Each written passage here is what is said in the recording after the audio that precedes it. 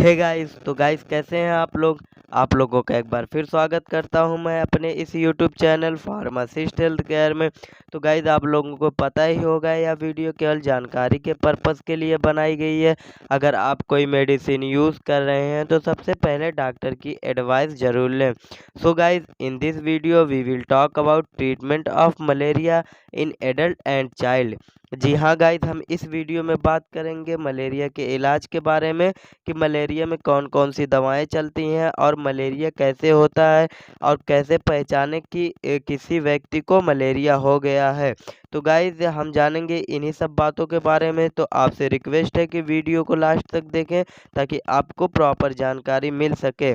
तो गाइज चलिए सबसे पहले जानते हैं कि मलेरिया होता क्या है। जी हाँ guys, a disease caused by Plasmodium parasite transmitted by the bite of infected mosquito. जी हाँ गाइज, मलेरिया एक पैरासाइट रोग है जो एनोफिलीज मच्छर के काटने से फैलता है। या एनोफिलीज मच्छर प्लाज्मोडियम नामक पैरासाइट धोता है। या मच्छर जब आपको काटता है तो पैरासाइट आपके खून में जाकर रेड ब्लड सेल को नष्ट करता है और लीवर पर अटैक करता है। यह एक प्रकार का पैरासाइट है जो मच्छर द्वारा ट्रांसमिटेड होता है।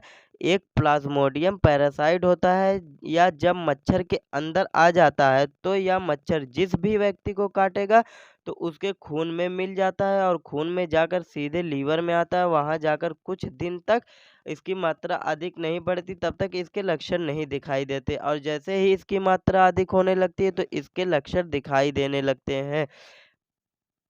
अब गाइस हम जानेंगे कि मलेरिया का परीक्षण कैसे करते हैं, कि इसकी जांच कितने प्रकार की होती है और उस जांच में कैसे पता चलता है कि मलेरिया हुआ है उस व्यक्ति को। तो सबसे पहली जांच है पीसीआर, जिसको हम कहते हैं द पॉलीमरेज चेन रिएक्शन।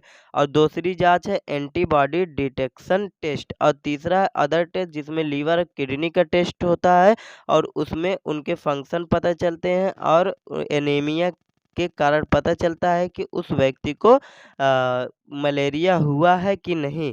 और गाइस चलिए जानते हैं उनके साइन एंड सिम्टम के बारे में। सबसे पहले बुखार आता है और उसके साथ साथ जो कि ठंड भी लगती है, उल्टी आती है, सर दर्द होता है, थकान सी महसूस होती है और बहुत ज़्यादा पसीना आता है उस व्यक्ति को। नौजिया भी होती है, जी मचलता है, ड्राई कफ सूखी खांसी भी आ सकती है और मसल पेन भी हो सकता है। तो ये सिम्टम है जिससे पहचानते हैं कि किसी व्यक्ति को मलेरिया हुआ है। अब डाइटरी एडवाइस में क्या करते हैं, मलेरिया के रोगी को क्या खाना चाहिए। मलेरिया के 3 चरण होते हैं, आपको इन 3 चरणों में अलग अलग तरह के आहार खाने हैं। पहला चरण सबसे पहले ये कंफर्म करें कि उस व्यक्ति को मलेरिया है या नहीं। और जब मलेरिया कंफर्म हो जाए तो उस व्यक्ति को संतरे का जूस जितनी हो सके उतनी सलाह दें कि पिए। और आपको मलेरिया में बहुत अधिक बुखार होता है, मलेरिया में होने वाला बुखार कम से कम 7 से 10 दिन तक रह सकता है। और दूसरे चरण में मलेरिया, जो दूसरे चरण में डॉक्टर आपको केवल फल खाने की सलाह देता है। इस चरण में मरीज को ताज़ा फल खिलाना चाहिए। अनानास, पपीता, संतरा, अंगूर, सेब, चकोतर और आम जैसे फलों को मलेरिया के मरीज को ठीक खाना चाहिए। यह बात अच्छी तरह से ध्यान रहे कि फ्रूट डाइट को लगातार 3 दिन तक लें या 3 दिन से अधिक लें।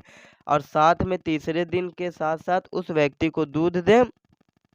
और दूध से गाइस एनर्जी मिलती है और मलेरिया के रोगी के लिए यह बहुत अहम है।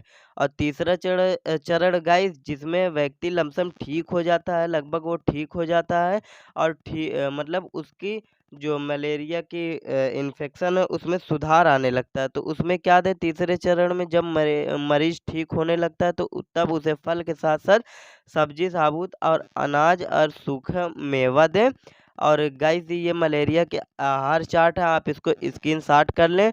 और उसके बाद हम जानेंगे मलेरिया में क्या ना खाएं और क्या परहेज करें। सबसे पहले मलेरिया में निम्न खाद्यों का जो ना खाएं वो है, उसमें है मीट और सॉस में मतलब चटनी, अचार, मसाले, केक, पेस्ट्री और प्रोसेस्ड फूड बिल्कुल भी ना खाएं, और मलेरिया में शराब, चाय, कॉफ़ी और कैफीन जो भी व्यक्ति पी रहा है उसको तुरंत स्टॉप कर दें।